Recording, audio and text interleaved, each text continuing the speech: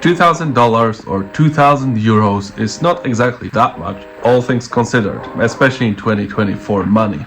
Many JDM cars have risen in value, mostly because of drift tax or because kids that used to have these cars on the wall posters, now they have the money to buy them.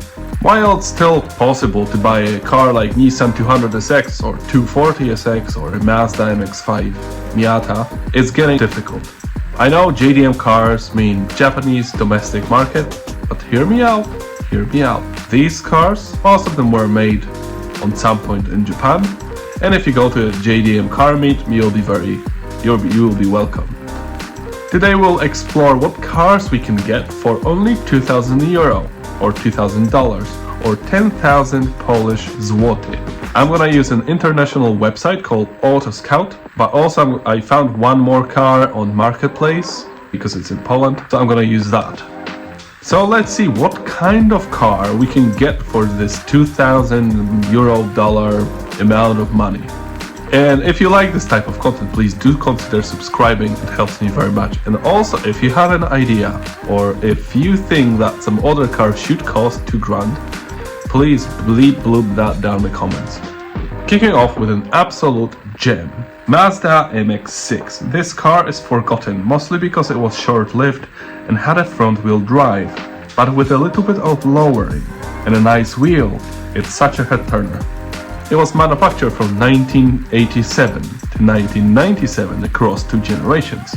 Mechanically identical to the Ford Probe, the Capella 626 and its hatchback platform made the Ford Telstar. The MX-6 replaced the 626 Coupe or Coupe, although it continued to share the same chassis.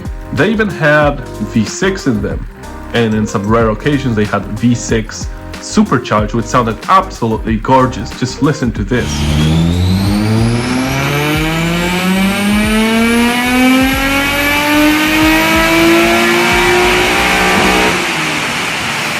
There's one in Polish Marketplace.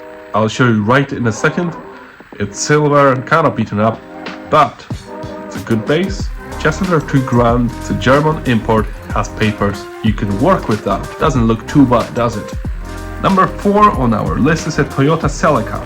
Celica was produced for a very long time, from 1970 all the way until 2006, across 7 generations. Powered by a variety of engines with mostly front-wheel drive, you could get a GT4 for example, with a glorious rally pedigree and an all-wheel drive.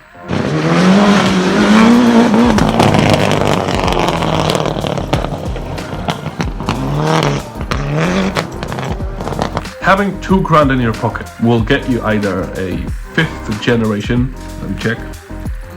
Yep, 5th generation had a pop-up headlights.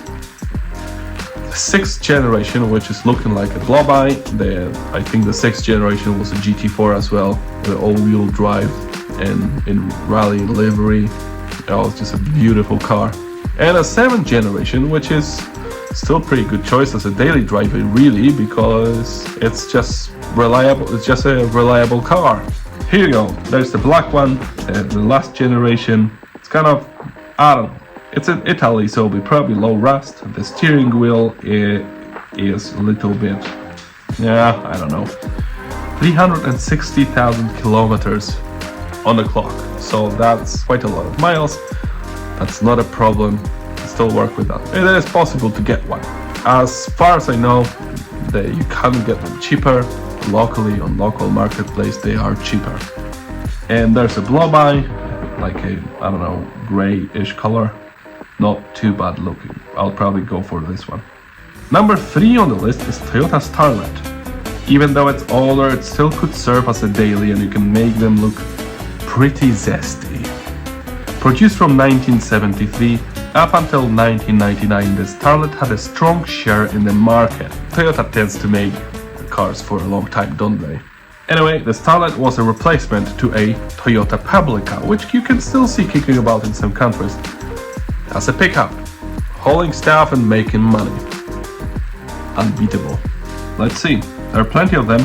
In here, there's even a blue one, the older version, newer one, the silver one, this pretty nice red one. Oh yeah, there's the older one. I'll probably go for this one. It's 950 euros. It looks terrible, but you can make it look nice because it's kind of somewhat similar to KP61 or 62. You need to check that. And oh yes, the number 2, Nissan Sunny. What a fantastic vehicle. It's been produced for so long it still remembers being called a Datsun. Made from 1966 all the way to 2006. 40 years in the making. And you still can get one. And the best part is you can still see them driving around even today, which just shows you how popular cars they were. There's one here, I got a link, let's see.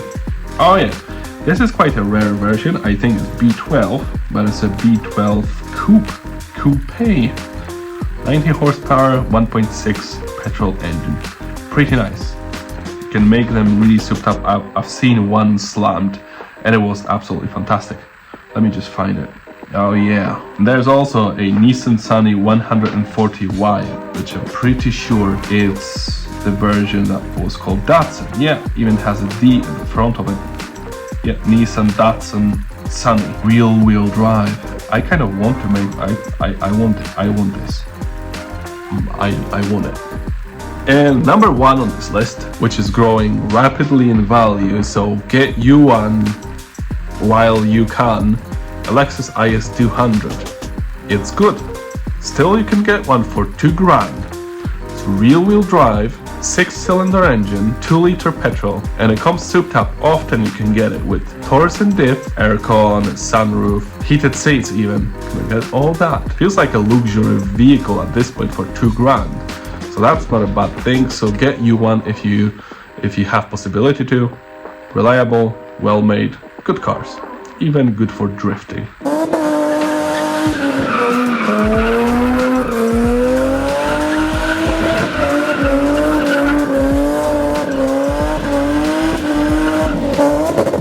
Produced from 1998 up until 2005, makes them really ubiquitous. They're everywhere, parts are cheap, easy to get hold of, and it's JDM. Looks really like Toyota Altezza, which you can interchange the parts from and make that Lexus look like the Altezza. Get a screwdriver. That's it for today. Thank you very much for watching. If you like this kind of video, please leave a like. Do subscribe. Thank you for watching. Check out my other videos too. I'm talking about car engines and how to make them better or how to fix them and troubleshoot them. So go there and you can check it out if you want. Thank you very much for watching and I'll see you next time. Bye.